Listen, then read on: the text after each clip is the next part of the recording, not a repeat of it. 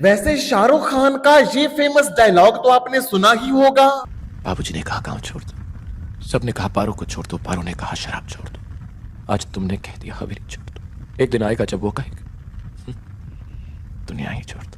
लेकिन यहाँ पर आपको ये डायलॉग सुनाने का मकसद ये है कि आजकल बाबर आजम के साथ भी कुछ ऐसा ही हो रहा है। पहले टीम मैनेजमेंट ने कहा कि ओपनिंग करना छोड़ दो, फिर कप्तान सलमान अली आगा ने कहा कि तीसरे नंबर पर खेलना छोड़ दो, अब माइक हसन कह रहे हैं चौथे नंबर पर खेलना छोड़ दो, और फॉर्मर क्रिकेटर्स तो कह रहे हैं कि रिटायरमेंट ही ले लो। और हद तो तब होगी जब नमीबिया के खिलाफ टी20 वर्ल्ड कप 2026 में बाबर आजम पैड करके बैठे हुए थे, लेकिन उन्हें बैटिंग करने के लिए भेजा ही नहीं गया। बाबर आजम के साथ होने वाले सलूक को देखकर एज अ बाबर फैन मुझे तो बहुत दुख होता है, और आपको भी होता होगा। लेकिन आपको ये जानकर हैरानी होगी कि बाबर आजम पाकिस्तान क्रिकेट के वो पहले सुपरस्टार नहीं है जिनके साथ ऐसा हो रहा है, बल्कि बाबर आजम से पहले भी बाबर आजम से बड़े और पाकिस्तान के लेजेंडरी क्रिकेटर्स के साथ ऐसा सलूक किया जा चुका है जो कि शायद आपको मालूम ना हो। तो आइए आज टटोलते हैं पाकिस्तान क्रिकेट के उन्हीं काले सफात को जो कि शायद उन लेजेंडरी क्रिकेटर्स की आज इज्जत बरकरार रखने के लिए आपसे छुपाए गए हैं। एक कप्तान के खिलाफ कुरान लेकर आए थे, उसी कप्तान से कुरान मांगा, कहा भाईजान सिपारा पढ़ना है, उसी कप्तान के खिलाफ हलफ ले लिया। Wasim Akram wanted to promote Shoaib Akhtar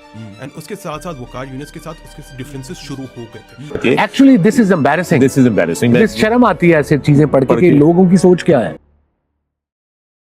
तो पाकिस्तान क्रिकेट के उन काले सफात पर सबसे पहला नाम है लेजेंडरी फास्ट बॉलर और पाकिस्तान के फॉर्मर कैप्टन वकार यूनिस का। एक वक्त था जब यॉर्कर किंग के नाम से वकार यूनिस का वर्ल्ड क्रिकेट में दबदबा था।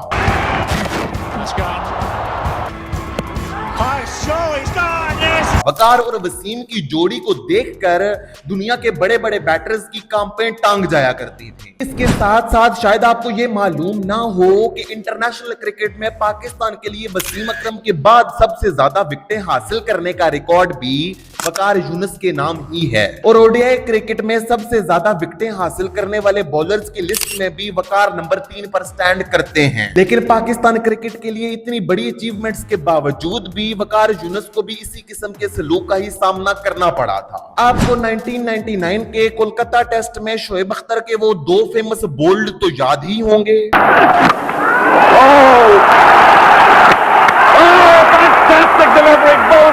बस उसके बाद क्या था, शोएब अख्तर सुपरस्टार बने और वकार यूनिस को साइडलाइन करना शुरू कर दिया गया। यहां तक कि उसके बाद 1999 के पूरे ओडीआई वर्ल्ड कप में वकार यूनिस बेंच पर बैठे रहे और ऐसे ही सलूक का सामना करते रहे जैसा कि आज बाबर आजम के साथ किया जा रहा है। उस पूरे वर्ल्ड कप में वकार यूनिस को बाहर बिठाकर शोएब अख्तर को खिलाया गया था। वकार यूनिस को उस पूरे वर्ल्ड कप में सिर्फ एक मैच में खेलने का मौका मिला जो कि बांग्लादेश के खिलाफ था, लेकिन पाकिस्तानी टीम वो मैच भी हार गई। वकार यूनिस उस वक्त तो इस पर कुछ भी नहीं बोले, लेकिन जब हाल ही में वकार यूनिस से उनके साथ होने वाले इस सलूक के बारे में पूछा गया। वर्ल्ड कप चल रहा था ना, आप बेंच पे थे, फिर बिठा दिया विक्की भाई को, फिर बिठा दिया विक्की भाई को। आपके दिमाग में ऐसा था ये कुछ और स्टोरी जो उस टाइम मेरे दिमाग में था उस टाइम कितना अच्छा था। हाँ बिल्कुल ऐसे उस टाइम भी होता था कि यार such a performer over the years, और आप बिल्कुल ही आप साइडलाइन कर दिया और पूरा वर्ल्ड कप नहीं खिलाया, एक मैच खिलाया, वो भी बांग्लादेश के खिलाफ, वो भी हार गए फिर ऊपर से।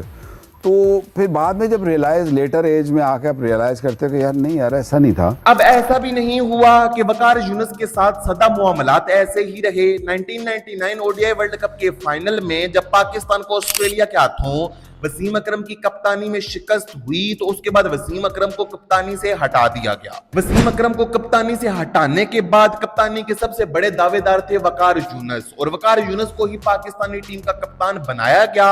और ODI world cup 2003 Pakistani team ने वकार यूनिस की कप्तानी में ही खेला था। वो अलग बात है कि उस पूरे ओडीआई वर्ल्ड कप में पाकिस्तानी टीम पहले ही राउंड से बाहर हो गई थी, लेकिन खैर वकार यूनिस के साथ होने वाले उस सलूक की किसी न किसी हद तक भरपाई जरूर कर दी गई थी। अब वकार यूनिस के बाद पाकिस्तान क्रिकेट के इन काले सफात पर दूसरा नाम लिखा है पाकिस्तान के लेजेंडरी क्रिकेटर और टेस्ट क्रिकेट में पाकिस्तान की शान यूनिस खान का। ओडीआई वर्ल्ड कप 2007 में इंजमामुल हक की कप्तानी में आपको पाकिस्तान की वो इबरतनाक शिकस्त तो याद ही होगी जब पाकिस्तान उस ओडीआई वर्ल्ड कप में आयरलैंड से हारा था और उस वर्ल्ड कप से पहले ही राउंड से बाहर हो गया था। वर्ल्ड कप के खत्म हो जाने के बाद इंजमामुल हक ने क्रिकेट से रिटायरमेंट ले ली, लेकिन क्या आपको मालूम है कि इंजमामुल हक की कप्तानी में पाकिस्तानी टीम का वाइस कैप्टन कौन था? तो जवाब है कि इंजमामुल हक की कप्तानी के टेन्योर में पाकिस्तानी टीम का वाइस कैप्टन थे यूनुस खान। शाहिद अफरीदी और मोहम्मद यूसुफ जैसे सीनियर्स को पीछे करके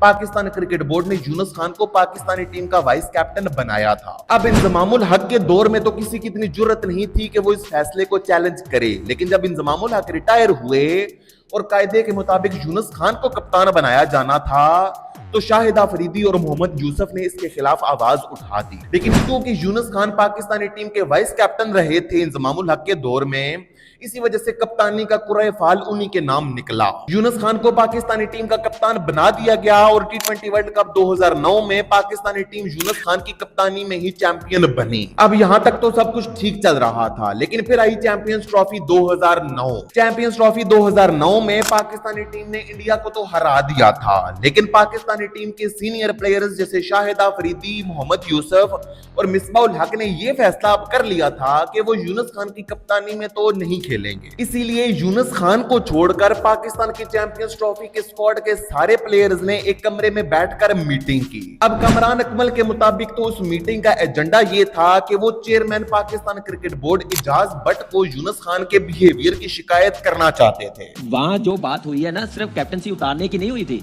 सिर्फ उनके बिहेवियर की बात हुई थी। डिसाइड हुई थी कि जाके बात करनी है कि एजाज भट्ट साहब से बात करेंगे कि हम इनके साथ नहीं खेल सकते। नहीं, ये वाली बात यूनुस खान साहब से क्या हमने मिजाज बदले, ये बात। लेकिन उस वक्त के जराए उस बारे में कुछ और दावा करते हैं। उनका कहना यह है कि उस मीटिंग में यह फैसला किया गया था कि अब हम यूनुस खान की कप्तानी में नहीं खेलेंगे। यहां तक कि सारी टीम के प्लेयर से कुरान भी उठवाया गया था कि वो कुरान पर हलफ दें कि वो यूनुस खान की कप्तानी में नहीं खेलेंगे। और सितम जरीफी तो देखिए कि यूनुस खान के खिलाफ हलफ उठवाने के लिए वो कुरान पाक भी यूनुस खान से ही लिया गया था। हम एक कप्तान के खिलाफ कुरान लेकर आए थे, उसी कप्तान से कुरान मांगा, कहा भाईजान सिपारा पढ़ना है, उसी कप्तान के खिलाफ हलफ ले लिया। अब जराए तो कुछ और ही दावा कर रहे थे, लेकिन कामरान अकमल ने तो वसीम अदामी के शो में कुछ और ही कहा था, जो कि पहले मैं आपको बता चुका हूं।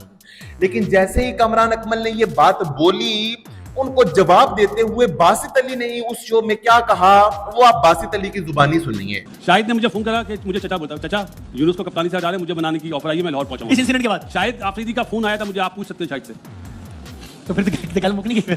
अब पाकिस्तानी टीम में कप्तानी को लेकर ये मामलात चल रहे थे और उसी दौरान चैंपियंस ट्रॉफी 2009 खत्म हो गई। लेकिन पाकिस्तानी टीम ने साल 2010 के शुरू में ऑस्ट्रेलिया का टूर करना था टेस्ट सीरीज खेलने के लिए। अब अहम सवाल यह था कि उस टूर पर पाकिस्तान की कप्तानी कौन करेगा। तो पाकिस्तान क्रिकेट बोर्ड ने इन सब मामलात से तंग आकर यूनुस खान को कप्तानी से हटा दिया और उन्हें टीम से भी बाहर कर दिया और उनकी जगह पर मोहम्मद यूसुफ को उस टूर के लिए पाकिस्तान टेस्ट टीम का कप्तान बना दिया गया। लेकिन उस टूर पर पाकिस्तानी टीम को शिकस्त हो गई। अब शिकस्त के बाद मोहम्मद यूसुफ की भी कप्तानी से छुट्टी कर दी गई और आखिरकार शाहिद अफरीदी की गोद में आकर पाकिस्तान की टेस्ट टीम, ओडीआई टीम और टी20 टीम की कप्तानी गिर गई। लेकिन शायद उस वक्त तक शाहिद अफरीदी का टेस्ट क्रिकेट से दिल भर चुका था। इसी वजह से उन्होंने टेस्ट टीम की कप्तानी छोड़ी और टेस्ट क्रिकेट से भी रिटायरमेंट ले ली और पाकिस्तान के ओडीआई टी20 टीम के कप्तान बन गए। और साल 2010 का टी20 वर्ल्ड कप और साल 2011 का ओडीआई वर्ल्ड कप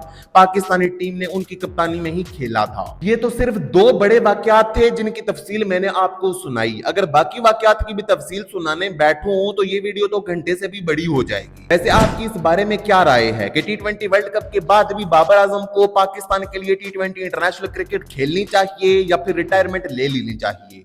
मुझे कमेंट्स में जरूर बताइएगा। So that's it for the day. Until next time, stay safe, stay healthy and keep watching. Allah Hafiz.